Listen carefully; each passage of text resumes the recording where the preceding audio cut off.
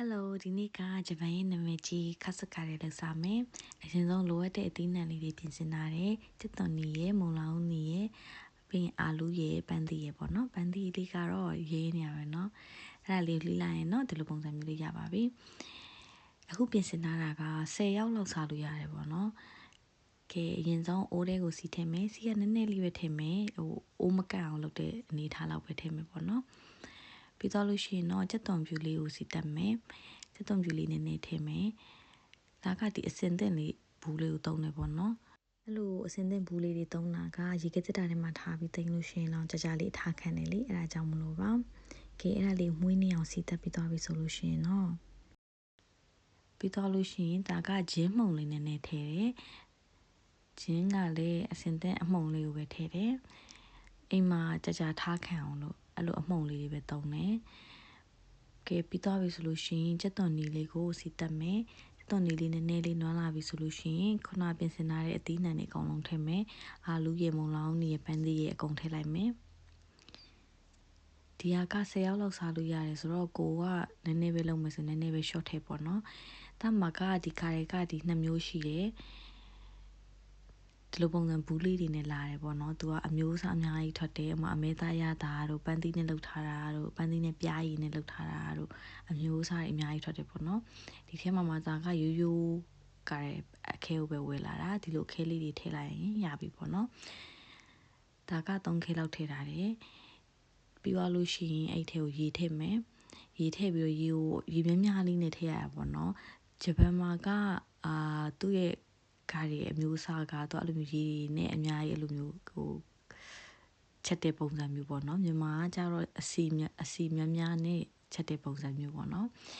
ကဲအဲ့ဒါလေးကိုထည့်ထားပြီးအဖုံးအုပ်ပြီးတည်ထားလိုက်ရင်ရပြီသူအရသာတွေပါအကုန်ပါပြီးသားဆိုတော့ကိုကနည်းနည်းလေးမြည်ကြည့်ပြီးတော့ဆင်ပြေတယ်ဆိုရပြီပေါ့နော်နည်းနည်းထပ်ထည့်ရုံပဲအများကြီးထည့်ကြမလို့သူအခဲထဲမှာအကုန်အရသာပါပြီးသားပေါ့နော်အာလူတွေလေးတွေနူးလာပြီဆိုလို့ရှိရင်တော့ဒီဟာကိုသူကဒီတိုင်းစားလေးရတယ်ဟိုအသားတွေပိုင်းနဲ့ချက်လေးရတယ်ပေါ့နော်ပြီးဒါပေမဲ့ဇာကကြတော့ဒီဟာတွေအနှစ်ခြေပြီးတော့ချက်မှာပေါ့နော်ဒီအတုံးလိုက်မစားခြင်းလို့ဒီအနှစ်အနေထားရအောင်လို့ဒီဟာတွေအကုန်လုံးရောပြီးတော့ကြိတ်မှာပါမကြိတ်ခင်မှာဒါကအလှဆင်လို့ရအောင် plate တင်လုပ်တဲ့ခါကျရင်အလှဆင်လို့ရအောင်လို့ဒီနည်းနည်းလေးလှတဲ့အပိုင်းလေးတွေထုတ်ထားတယ်ပေါ့နော်ခွဲပြီးတော့ကဲခြေတဲ့ခါကျရင်လက်နဲ့ခြေလို့လည်းရတယ်ဆက်နဲ့ခြေလို့လည်းရတယ်နှစ်မျိုးစလုံးခြေတာတော့ပိုကောင်းတယ်ပေါ့နော်အရင်ဆုံးလက်နဲ့ဒီလိုမျိုးဟာလေးနဲ့လက်နဲ့အရင်ဆုံးဖိခြေမယ်ဖိခြေပြီးသွားလို့ရှိရင်တော့လုံးဝအနှစ်ဖြစ်သွားအောင်လို့ဆက်နဲ့ပြန်ပြီးတော့တစ်ခါကြိတ်ပါမယ်အဲ့ဆိုလို့ရှိရင်ကာရီကအနှစ်ဖြစ်သွားပြီပေါ့နော်ဒါကနည်းနည်းပြစ်နေသေးတယ်ပေါ့နော်ရေထပ်ထည့်လို့လည်းရတယ်ကဲကာရီကနောက်ဆုံးဆက်နဲ့ခြေပြီးသွားရင်ဆိုတော့ဒီလိုပုံစံအနှစ်ဖြစ်သွားပြီပေါ့နော်အဲ့ထဲကိုထောပတ်နည်းနည်းထည့်မယ်ထောပတ်ထည့်လိုက်လို့ရှိရင်ဟင်းကပို့ပြီးတော့ပြောင်ပြောင်လေးနဲ့glossy ဖြစ်သွားတယ်ပေါ့နော်သူရဲ့ texture ကဲအဲ့ဒါပြောလို့ရှိရင်ဒါက chocolate ထည့်တယ်ဒီနေရာမှာတချို့ကကြတော့ဟို soy sauce တို့ဘာလို့ထည့်တာလဲရှိတယ်ပဲငပြားတို့ဘာလို့ထည့်တာလဲရှိရပေါ့နော် chocolate ထည့်တဲ့ recipe လည်းရှိတယ် chocolate ထည့်လို့ရှိရင်သူကအယောင်လေးရင့်သွားပြီးတော့နည်းနည်းပို့ပြီးတော့ဟို thick ဖြစ်တဲ့အရာသာရတယ်ပေါ့နော်ဂါရီကအခုကဝါနေပေါ့နော်အဲ့ဒါကို chocolate ထည့်လိုက်လို့ရှိရင်သူ့အယောင်လေးရင်းရင်းလေးဖြစ်သွားလိမ့်မယ်ဒီထက်ပိုပြီးရင်းနဲ့ခါရဲအယောင်လေးလည်းရှိတယ်ပေါ့နော်ဒါကဒီအယောင်လေးပဲထားတယ်ဒီဟာက chocolate ကမထည့်ခြင်းလည်းမထည့်လို့ရတယ်ပေါ့နော်ဒါအယောင်လေးလှအောင်လို့ပြီးတော့လို့ရှိရင်စားလိုက်ရင်လည်းခက်လေးလေးပင်ပင်လေးရှိအောင်လုပ်ထည့်လိုက်တာပါကဲအဲ့ဒါပြီးသွားပြီဆိုရင်တော့အသားကြော်မယ်ပေါ့နော်ဝက်သားကြော်မယ်ဝက်သားကဒါကဒီအထူထူလေးသုံးထားတယ်အဲ့ဒီဟာကိုနှစ်ချမ်းခွဲပြီးပအောင်လုပ်လိုက်တယ်ပေါ့နော်ပြီးသွားလို့ရှိရင်အဲ့ဒါကိုဒီထက်ပိုပြီးပါအောင်လို့ထုလို့လည်းရတယ်ဒါကကြတော့ဒီခင်းလေးတွေနဲ့လိုက်ထိုးမယ်အရသာအထဲကိုဝင်အောင်လို့ပေါ့နော်ကဲရတာဝင်အောင်လို့အကုန်လုံးကိုအဲ့လိုမျိုးပုံစံလေးနဲ့လုပ်ပြီးသွားပြီဆိုလို့ရှိရင်တော့ကြော်ဖို့ပြင်ဆင်မယ်ပေါ့နော်ပကံတစ်ခုတည်းကိုကြက်ဥနှလုံးဖောက်ထည့်မယ်ကဲကြက်ဥနှလုံးဖောက်ထည့်ပြီးသွားပြီဆိုလို့ရှိရင်တော့အဲ့ထဲကိုစားနည်းနည်းထည့်မယ်စားနည်းနည်းထည့်ပြီးသွားလို့ရှိရင်ငရုတ်ကောင်းမှုန့်နည်းနည်းထည့်မယ်ဒါတွေဒီရတာတွေကဒီကိုလုံးမဲ့ဝတ်သားပမာဏပေါ်မူတည်တယ်ပေါ့နော်9ခုလုံးမယ်ဆိုရင်9ခုပေါ့ ပြီးရင်ချက်တုံဖြူလေးနည်းနည်းထည့်တယ်မှုေးဝအောင်လို့ပေါ့နော်ပြီးရင်ခုနကလိုမျိုးပဲဂျင်းမုံလေးနည်းနည်းထည့်တယ်ဝတ်သားကြော်တဲ့ခါကြလို့ရှိရင်အထက်မှာမှုမွေးလေးဖြစ်သွားအောင်လုပ်လိုက်တာပြီးတော့အဲ့ဒါကိုဒီချာလေးနှမ်းဆက်အောင်မှုေးလိုက်မယ်ဒီလိုမှုေးတဲ့အတန်လေးနဲ့ဒီချာလေးနှမ်းဆက်အောင်မှုေးလိုက်မယ်ပေါ့နော်ပြီးတော့လို့ရှိရင်တော့ဒါနှမ်းဆက်သွားပြီဆိုတော့မှဂျုံမှုန့်ကိုထည့်မယ်ဂျုံမှုန့်ထည့်ပြီးလို့ရှိရင်သူကအနှစ်လိုဖြစ်သွားအောင်လို့ပြန်ပြီးတော့မှုေးမယ်ကဲအဲ့ဒါမှုေးပြီးသွားပြီဆိုလို့ရှိရင်တော့အပေါ်ကနေကတ်ပြီးကြော်မယ်ပါမုတ်ကျွတ်လိုမျိုးဟာကိုပြင်ဆင်ထားမယ်ပေါ့နော်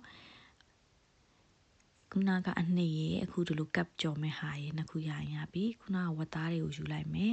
ယူပြီးတော့လို့ရှိရင်ဒီအနှစ်ထဲမှာချိန်နာမယ်ပေါ့နော်ကိုကခါတဲ့တန်းပြီးကြော်မယ်ဆိုလို့ရှိရင်တော့